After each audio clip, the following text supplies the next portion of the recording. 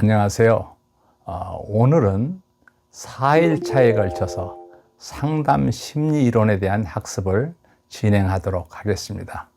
진행되는 상담 심리 이론에는 크게 나누어서 정신역동 이론과 행동주의 이론, 또 인본주의 이론, 인지 이론, 그리고 의미치료에 대한 부분을 진행할 수 있도록 그렇게 하겠습니다.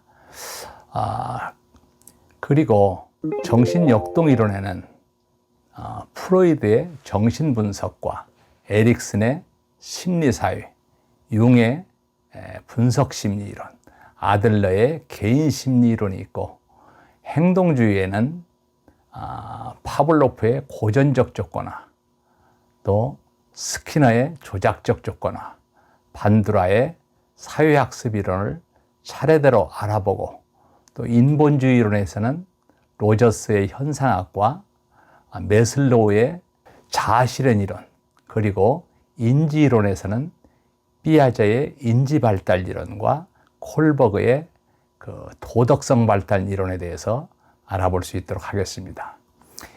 오늘 1일차에는 프로이드의 정신분석 이론을 강의하고요. 2일차에는 에릭슨이라든가 융과 아들러의 이론들, 그리고 3일차에는 행동주의와 인본주의, 그리고 인지이론에 대한 부분들, 마지막 4일차에는 빅터 프랭클의 의미치료에 대해서 강의를 진행할 수 있도록 하겠습니다. 그러면 먼저 정신역동에 대한 간략한 정의를 알아보고, 이어서 정신역동 이론의 범주 안에 있는 프로이드라든가 에릭슨이라든가 융이라든가 아들러의 간략한 중심이론을 살펴보고 프로이드의 정신분석 이론으로 들어갈 수 있도록 하겠습니다. 정신역동이란 바로 행동을 유발하는 내적 요인의 이해를 통해서 인간의 정신이 바로 행동을 어떻게 자극하는지와 또 개인의 사회 환경과 어떻게 서로 영향을 주고받는지에 대한 이론적 지식이다라고 얘기할 수 있습니다. 여기에는 프로이드의 정신분석 이론, 또 에릭슨의 심리사회이론, 융의 분석심리 이론, 아들러의 개인심리 이론이 바로 정신역동 이론 안에 포함되어 있다, 이렇게 볼 수가 있습니다. 프로이드의 정신분석 이론은 말 그대로 사람의 행동을 이해하는데 초기 아동기의 부모와의 경험의 중요성을 강조를 하고 있습니다. 또 무의식이라는 부분과 본능이라는 부분, 이런 부분을 중심으로 한번 저희가 알아볼 수 있도록 하고요. 또 에릭슨의 심리사회론은 자아의 발달에 큰 관심을 갖고 인간 행동 발달에서 사회문화요인을 중시하면서 바로 점성원칙에 의해서 지배되는 인간의 전 생애를 통한 그 발달 변화를 굉장히 강조한 그런 이론이다, 이렇게 볼 수가 있습니다. 융의 분석심리 이론은 무의식의 본질에 관심을 두면서 성격 기능의 다양한 세계를 포함하는 이론으로 중년기의 중요성을 강조하고 있는 그런 이론이다라고 볼 수가 있습니다. 아들러는 즉 아들러의 개인심리학은 대부분이 사람들이 우월에 대한 추구로 삶을 보내게 되는데, 세 가지의 인생 과업, 즉 일과 우정, 사랑과 결혼을 강조를 하고 있습니다.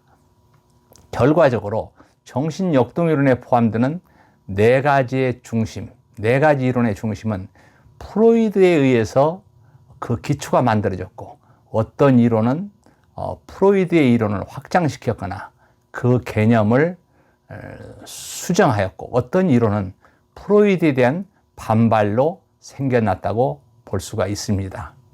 자, 그러면 이 프로이드에 대한 정신분석 이론에 대해서 지금부터 살펴볼 수 있도록 하겠습니다. 우선 프로이드의 출생 배경에 대한 부분을 현재 먼저 알아볼 수 있도록 하겠습니다.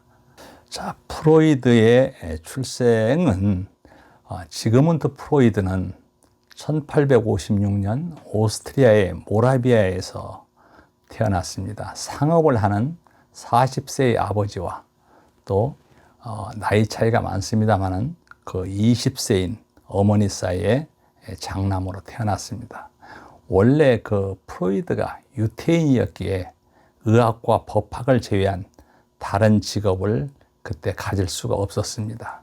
이제 그런 가운데서 나중에 그 나치의 그 핍박을 피해서 여러 군데 옮기는 부분도 있지만은 우선 먼저 그 브레우어라는 하나의 그 유명한 외과 의사를 만나게 돼서 처음에 최면법을 통해서 환자의 신경증 증상을 완화시키는 것을 나중에 연구를 했습니다.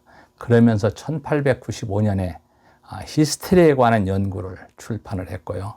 근데 이제 이 프로이드가 브레우어 같이 이제 일을 하면서 상당히 그 최면의 효율성에 대해서 회의를 갖게 됩니다. 그러면서 결국은 히스테리의 주요 원인이 다른 게 아니다 성욕이다라는 얘기를 하죠. 그러면서 이 자유연상 기법을 통해서 바로 정신분석학의 선구자가 됐다, 이렇게 얘기를 할 수가 있습니다. 이 정신분석학, 그 자유연상이라는 부분 자체는 환자가 의식 속에서 떠오르는 모든 것을 자유롭게 이제 이야기할 수 있도록 그렇게 함으로써 무의식을 밝혀내는 하나의 그 정신분석학적 기법이다, 이렇게 볼 수가 있습니다. 그래서 이 프로이드 하면은 인류 최초로 인간의 성격 발달에 대한 포괄적인 견해와 사고를 제시했다, 이렇게 볼 수가 있습니다. 그래서 이 정신분석 이론은 말 그대로 인간의 정신이 행동을 어떻게 자극하는지, 또 환경과 서로 어떻게 영향을 주고받는지, 이런 부분들을 이제 강조를 하고 있습니다. 이 프로이드 이론에서 중요한 것은 우리가 정신결정론이다, 이런 얘기를 할 수가 있는데요. 정신결정론은 인간의 정신 안에서 일어나는 것은 어떤 것이라도 우연히 일어나는 것은 없더라. 즉 정신적 현상이나 심리적 경험이라는 것은 어떤 것이라도 반드시 원인이 있다는 것을 뜻하고 있습니다. 즉 전혀 관계가 없고 우연히 일어나는 것처럼 보이는 사건이라도 단지 그렇게 보일 뿐이지 실제로 과거의 어떤 일과 꼭 연결되어 있다, 이렇게 얘기를 하고 있습니다. 사실 이런 부분이 있죠. 바람이 불면 말 그대로 나뭇잎이 흔들린다는 얘기가 있습니다. 그런데 바람이 멈추면 나뭇잎의 흔들림이 역시 멈춘다. 빛이 비치면 어둠이 사라지지만 빛이 사라지면 세상은 온통 칠흑 같은 어둠에 휩싸인다. 이는 말대로 초등학생만 돼도 다 아는 지극히 당연한 이치라고 할 수 있습니다. 그렇지만 사람들은 이러한 이치를 너무 당연한 것으로 받아들일 뿐 그 의미는 깊이 생각하지 않고 있는 거죠. 그렇지만 프로이드는 그렇지 않았습니다. 프로이드는 이러한 당연한 이치에서 원인이 멈추면 결과도 멈춘다는 명제를 발전시켰습니다. 그에 따르는 사람들의 그 감정과 행동은 아무런 이유 없이 나타나는 것이 아니라 어떤 원인이 작용했기 때문에 나타나는 결과다라는 거죠. 즉 원인이 존재하는 한 결과는 계속 유지되고 그 원인이 사라지게 될 때에 비로소 결과도 사라지게 된다는 겁니다. 그래서 이런 의미에서 볼 때 인간의 겉으로 드러난 행동 그리고 그 생각들은 어떤 원인에 의해 미리 결정된다는 얘기죠. 그래서 프로이드에 따르면 원인도 가지지 않은, 즉 저절로 발생되는 그런 현상이라는 것은 없다라는 겁니다. 그 어떤 힘, 곧 어떤 원인이 작용했기 때문에 사람들은 기쁘고 슬프고 또 괴롭고 분노하게 된다는 거죠. 그래서 대부분이 이제 그 사람들의 일거수일투족을 결정하는 것은 외적 환경적 조건이 아니라 말 그대로 내적인 그 무엇이더라 라는 얘기를 프로이드가 얘기를 하고 있습니다. 즉 사람들을 웃게도 하고 울게도 만드는 것은 사람들 마음속에 존재하는 그런 정신적 과정이다라는 얘기죠. 이걸 바로 우리가 정신결정론이다, 이렇게 얘기를 하고 있습니다. 이 정신결정론 관점에 의해서 보면 사람들이 겪는 말 그대로 심리적인 문제는 사람 내부에 존재하는 어떤 정신적 원인이 작용한 그런 결과라고 할 수 있습니다. 그 원인이 멈추지 않는 한 결과, 즉 심리적 문제 자체가 멈추지 않는다는 거죠.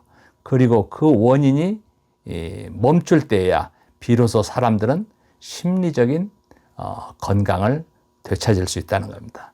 인간에 대한 바로 이러한 관점은 우리에게 주어진 어떤 현상을 그대로 이해하는 것에서 한 걸음 더 나아가서 그 이면에 그 무엇을 발견하는 그 분석적 태도를 유지할 것을 요구를 하기도 합니다. 즉 적절하고 우리가 타당한 그러한 이해를 얻게 될 때까지 원인이 무엇인가라는 질문을 끊임없이 던지는 그러한 자세가 또 필요하고요. 원인을 추구하는 것, 그것이 바로 이 정신분석이라고 볼 수가 있습니다. 이 정신분석에 바로 나중에 무의식과 또 의식과 전의식에 대한 이런 부분들이 쭉 진행이 될 수가 있는데요. 최면에 대한 그 효율성을, 그 효율을 갖게 된다고 아까 말씀을 드렸는데요.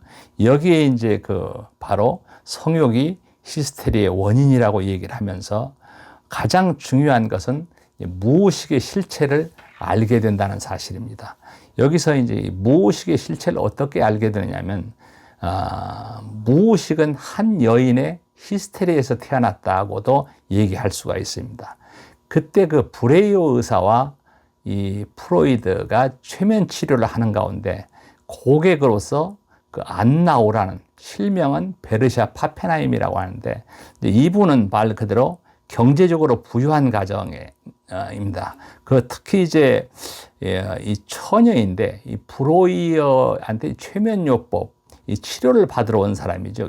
이제 그런 가운데 특히 이제 이 여인은 아버지를 헌신적으로 간병을 하다가 굉장히 독특한 그런 하나의 그 히스테리 증상을 보이기 시작합니다. 이 물이 두려워서 6주 동안 물을 못 마셨고, 이 모국어인 독일어를 잃어버리고 영어와 프랑스어, 이탈리아 말로만 말을 했고, 이유 없이 또 마른 기침을 했다는 겁니다. 그래서 시간이 지날수록 환각 증세와 더불어서 팔다리가 마비되는 증상까지 보이게 된 거죠. 당시로서는 아마 악마가 들렸다고 밖에 얘기할 수가 없을 그런 상태였습니다. 이제 그런 가운데 말 그대로 최면 치료를 하면서 이 안나오라는 여인이 스스로 인식하지 못했던 무의식 속에 있는 그런 불편한 감정들을 떠올렸고, 이에 대한 불평과 혐오감을 털어놓게 됩니다. 그런데 바로 이 흥미로운 점은 이런 불편한 감정들을 이야기하고 나면 어김없이 그 증세가 사라져버린다는 겁니다. 쉬운 예가 이런 얘기가 있는데요. 무더운 여름이었는데 이 안나오라는 여인이 아무런 이유 없이 물을 전혀 마실 수 없게 된 그런 자신을 발견했다는 거죠. 그래서 그 갈증 속에서 그토록 간구하던 물잔을 들어 올릴 수 있었지만은 이 잔이 입에 닿자마자 자신도 모르게 이 잔을 밀어버렸다는 거죠. 이런 현상이 거의 6주 동안 지속이 돼서 결국은 물을 못 먹고 이 멜론 같은 과일만 먹어야 됐다는 거죠. 그랬는데 이 안나오라는 여인이 어느 날 그 최면 중에서 그녀가 별로 좋아하지 않았던 그 영국의 흑인 여자에 관해서 온갖 혐오감을 나타내면서 불평을 하기 시작했다는 거죠. 그래서 어느 날 이 안나오가 그 영국인 친구 방에 들어갔더니 그 여자가 결국은 그 잔에던 물을 마시고 있는데 그 모습이 꼭 개가 물을 마시고 있는 그런 모습으로 보이더라는 거죠. 그래서 그 당시에는 뭐 예의상 아무 얘기도 안 했지만은 계속 쌓인 불쾌감이라든가 울분을 나름대로 마음껏 표현하고 난 뒤에 그녀는 물을 달라고 해서 마시고 최면에서 깨어났다는 거죠. 그래서 그 뒤부터는 아무렇지 않게 물을 마시고 마실 수 있었고, 이러한 증상은 재발되지도 않았다는 겁니다. 그래서 이 안나오 말고도 많은 사례들에 대부분 이러한 이유가 있었고, 이제 나름대로 그 최면 속에서 이 얘기를 끌어내서 이 얘기를 하면 이런 부분들이 사라지곤 했던 부분들이 있다는 겁니다. 그래서 이 안나오의 사례는 이 브로이어와 프로이드에게 상당히 행운과도 같은 것이었죠.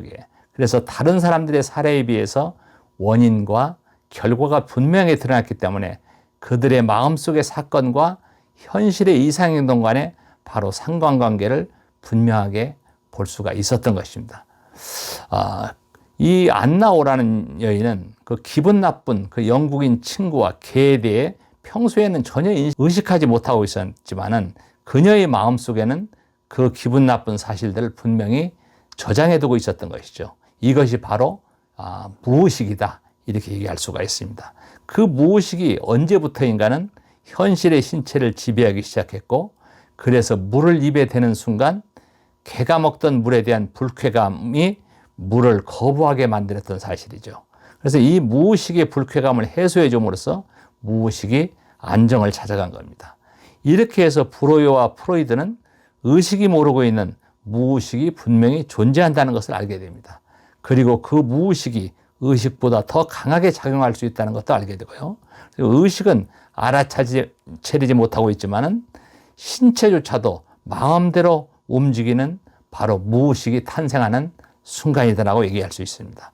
그래서 이 안나오의 사례에 실려 있는 책, 바로 히스테리 연구를 무의식 또는 정신분석학의 시발적으로 볼 수 있다는 겁니다. 자, 그러면 정신분석 이론의 바로 지형학적인 모형과 구조적인 모형에 대해서 알아볼 수 있도록 하겠습니다. 지형학적인 모형은 바로 의식과 전의식과 이제 무의식에 대한 부분인데요. 의식이라는 것은 어느 순간에 우리가 알거나 느낄 수 있는 그런 경험, 감각, 이런 것들을 이제 의식이라고 얘기하죠. 그래서 지각이라든가 운동이라든가 활동, 이 감정 등을 통해서 외부 세계와 접촉을 하고, 또 꿈이라든가 심상, 그런 사고 등과 같은 개인의 내적 세계와 접촉할 수 있는 게 의식이다, 이렇게 얘기할 수 있습니다. 그리고 어느 순간에 경험하는 일들은 말 그대로 선택적 여과 과정을 거쳐서 일부만이 의식으로 나타납니다. 그래서 의식은 정신생활의 중심이 아니고 수면 위에 떠올라 있는 어떤 빙산의 일부에 지나지 않는 것으로 비유가 되고 있습니다. 정신생활의 더 큰 부분은 수면 아래 잠겨 있는 것으로 비유되는 무의식이다라고 얘기할 수 있고요. 무의식적인 내용이나 동기를 의식적으로 나타내기 위한 방법이 정신분석의 주요한 그런 과제가 되었다는 겁니다. 그러면 전의식은 뭐냐? 전의식은 어느 순간에 있어서는 의식되지 않으나 조금만 노력하면 곧 의식될 수 있는 이용 가능한 기억을 말한다는 거죠. 예를 들어 지난주에 행했던 어떤 그 일들이라든가 지난주에 먹었던 좋아하는 음식 등 이런 걸 돌이켜 생각해 보면 나름대로 의식 속에서 있다가 계속 사라지는 부분이 되죠. 그래서 전의식은 의식 속에는 없지만 기억 회상 등을 통해서 바로 의식으로 상기할 수 있는 정신세계의 일부다라고 얘기할 수 있습니다. 그래서 전의식은 마음속에서 의식과 무의식을 연결해주는 그런 통로가 될 수 있다라고 얘기할 수 있죠. 근데 여기에서 가장 중요한 것은 바로 이제 무의식의 세계입니다. 인간의 정신세계의 가장 깊은 곳에 감춰져서 기억하지 못하는 것이 바로 이제 무의식이다라고 얘기할 수 있는데, 무의식은 의식의 하부에 존재하는 어떤 정신세계다. 그래서 본능이라든가 충동이라든가 억압 등이 잠재되어 있는 곳이 바로 무의식이다라고 얘기를 할 수가 있습니다. 그래서 인간 정신세계의 대부분을 차지하고 있는 게 바로 이 무의식의 세계고요. 전혀 인식되지는 않지만 그 인간 사고와 행동을 주로 결정하는 것이 무의식이다 얘기할 수 있습니다. 그래서 프로이드는 이 무의식은 정신병리에서 지배적인 힘이다 이렇게 보았고요. 성격의 일부분으로서 반드시 탐구해야 되는 것으로 생각을 했습니다. 그래서 성격의 이러한 영역에서 인간 행동에 중요한 하나의 인과적 그런 요인이 존재한다고 믿었기 때문에 인간 행동을 이해하려면 반드시 무의식을 밝혀내야 된다는 거죠. 그래서 무의식적 내용은 변장되고 상징화된 형태로 나타나기 때문에 이러한 무의식을 연구하는 수단으로서 환상과 꿈을 해석한다는 거죠. 그래서 예를 들어서 무의식의 증거로 말실수라든가 망각이라든가 꿈의 존재들을 이제 프로이드가 들었습니다. 그래서 꿈은 무의식에 이르는 왕도이다. 그래서 꿈의 해석을 통해서 무의식의 자료들을 알 수 있다. 이런 얘기를 하고 있습니다. 그 다음에 성격의 구조에서는 보면은 이 원초와, 즉 이드라고 하죠. 자아와 또 초자, 슈퍼에고로 구성되어 있다고 제시하고 있습니다. 그래서 인간의 행동은 이러한 성격 구조의 세 가지 구성 요소가 상호작용을 함으로써 발생된다. 이렇게 얘기를 할 수가 있죠.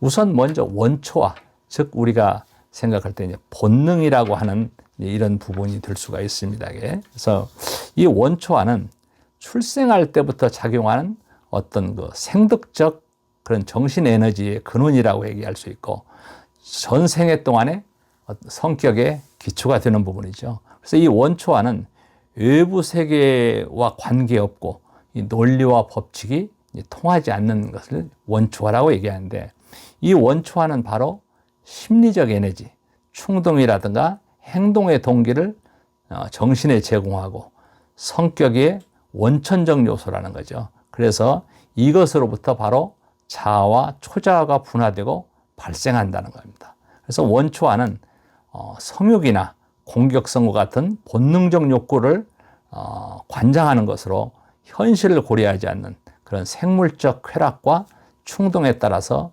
행동하려는 것이 바로 원초화다라고 얘기할 수 있습니다.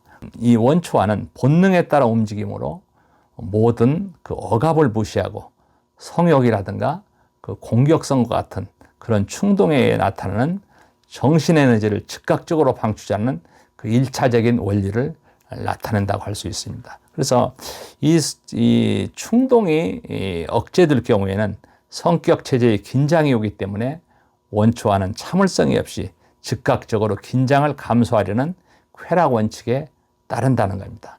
따라서 원초화는 무의식적이고 충동적이고 불합리하고 어떤 그 자해적인 방법으로 표현되기도 하고, 또 이런 행동이 다른 사람이나 자신의 보전에 미치는 영향을 전혀 도외시한다, 이렇게 볼 수가 있습니다.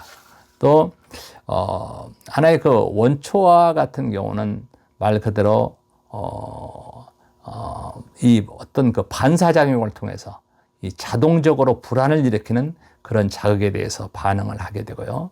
또 자극이 유발하는 그런 긴장을 재빨리 제거하는 이런 부분이라고 얘기를 할 수가 있습니다. 그래서 이 원초화는 바로 이제 하나의 그 예를 들어서 1차적인 하나의 과정이다, 이렇게 얘기할 수가 있는데, 예를 들어서 우리가 이 목마를 때 물을 마시는 그런 상상을 할 수 있는 이런 부분들이죠.